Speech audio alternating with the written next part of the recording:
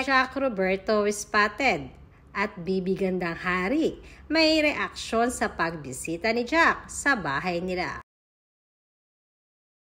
Ikinakilig ng mga supporters ni Kylie Padilla at Jack Roberto ang mga naging pahayag ni Kylie sa latest interview nito kay Boy Abunda. Ito ay dahil na rin sa mga naging pahayag ni Kylie na may nagpapasaya na di umano sa kanya ngayon. Lalo na't napabalita ngang confirm na may mga anak na itong si Alger kay AJ. Ayon nga sa mga netizens ay it's time to move on na nga ba talaga para kay Kylie Padilla. Samantalang halatang masaya naman ngayon si Kylie at mapapansin ito sa kanyang aura.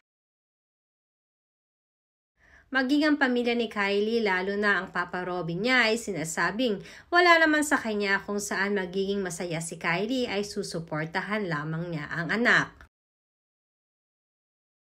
Samantalang umugong naman ang balitang spotted nga itong si Jack Roberto sa bahay ni na Robin Padilla kamakailan lamang. Sinasabi pang formal na nga di umano ang pamamanhikan or pagpapaalam ni Jack sa pamilya Padilla. Ito daw din di umano ay isang way upang maipakita ni Jack sa papa ni Kylie at sa pamilya Padilla ang totoong hangarin niya kay Kylie.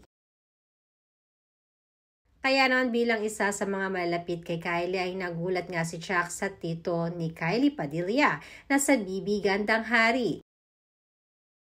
Dahil sa naging reaksyon nito sa kanyang pagpunta. Malaki di umano ang kanyang naging pagkagulat dahil napaka-warm ng naging pagtanggap sa kanya ni Bibi Gandang Hari.